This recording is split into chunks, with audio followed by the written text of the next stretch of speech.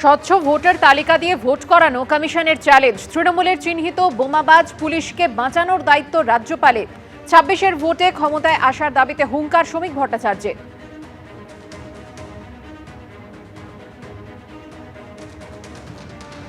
স্বচ্ছ ভোটার তালিকার মধ্যে দিয়ে পশ্চিমবঙ্গে অবাধ এবং শান্তিপূর্ণ নির্বাচন করাটা নির্বাচন কমিশনের কাছে একটা চ্যালেঞ্জ। আর রাজ্যপাল, যিনি রাষ্ট্রপতির প্রতিনিধি হিসেবে এখানে থাকবেন, তার এটা বিশেষভাবে দেখা দরকার যে নির্বাচনের ফল বেরোনোর পর যাতে তৃণমূল কংগ্রেসের যারা চিহ্নিত বোমাবাজ আছেন বা যারা চিহ্নিত পুলিশ অফিসার আছেন, যারা প্রমাণ লোপের কাজ করছেন, সিভিক ভলেন্টিয়ার্সের যে অংশ আছেন, তাদের জীবন এবং তাদের শরীর যাতে অক্ষত থাকে সেটা দেখার দায়িত্ব কিন্তু তখন রাজ্যপাল। কারণ নতুন সরকার এলে তার তো একটা টিদিং পিরিয়ড থাকে, সে তো রাতারাতি সমস্ত প্রশাসনকে ঠিক করতে পারবে না, তার তো ১৫-২০ দিন সময় লাগবে। কিন্তু তার মধ্যে যাতে এরা আক্রান্ত না হয়, তার মধ্যে কোনো লিঞ্চিংয়ের ঘটনা যাতে না ঘটে, সেটা দেখার দায়িত্ব থাকবে রাজ্যপালের। মানুষের ভোট পেলে তো ক্ষমতায় আসবেন। 2021-এও তো অনেক তর্জন গর্জন করেছিলেন, উনি একটা কনস্টিটিউয়েন্সিতে দাঁড়িয়েছিলেন, সেখানে গোহারা হেরেছেন শ্রমিক ভট্টাচার্য। সামনের দিনে আরো খারাপ অবস্থা হবে সমগ্র বিজেপির। আর এখন তো বলছেন ক্ষমতায় আসার আগে রাজ্যপাল দেখবেন যে কিভাবে ক্ষমতা হস্তান্তর হয়।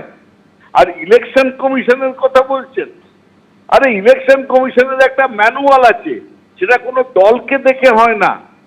এইসব যে চিন্তা করছেন না ইলেকশন কমিশন আমাদের সঙ্গে আছে বলে শ্রমিক ভট্টাচার্য ভাবছেন যে ভোটার লিস্ট স্ক্যাম করে এদিক ওদিক করে হয়তো আমরা কিছু পেয়ে যেতে পারি, সে ঘুরে বালি।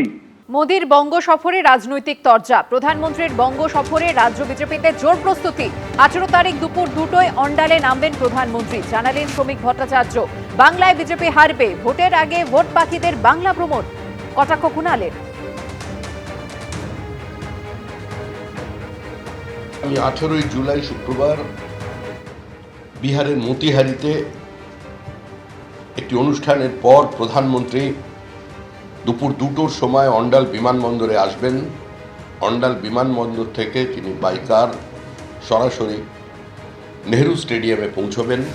নেহেরু স্টেডিয়ামে পৌঁছে তিনি আমাদের একটি জনসভায় দলের পক্ষ থেকে অংশগ্রহণ করবেন। এটা একটা গণতান্ত্রিক রাজ্য, তো প্রধানমন্ত্রী আসবেন, নতুন কি আছে?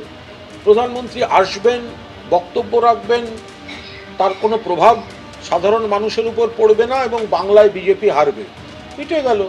21 সালেও তাই হয়েছে, ডেলি প্যাসেঞ্জারি করেছিলেন দিল্লির নেতারা। 23 সালেও হয়েছে, 24 সালের লোকসভাতেও হয়েছে। বিজেপি সিট কমে গেছে, তৃণমূলের সিট বেড়েছে বাংলায়। তো প্রধানমন্ত্রী যেখানে সভা করবেন সেই এলাকার বা সেই জেলার গরিব মানুষকে কাজ করিয়েছেন, আপনি টাকা দেননি। আপনি শুধু মুখের কথা বলতে আসছেন, 100 দিনের কাজ করিয়ে টাকা দেননি।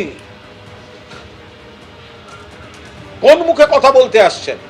আবাসের টাকা দেননি, বাংলার প্রাপ্য টাকা দেননি। আপনার মুখের কথা কে শুনবে?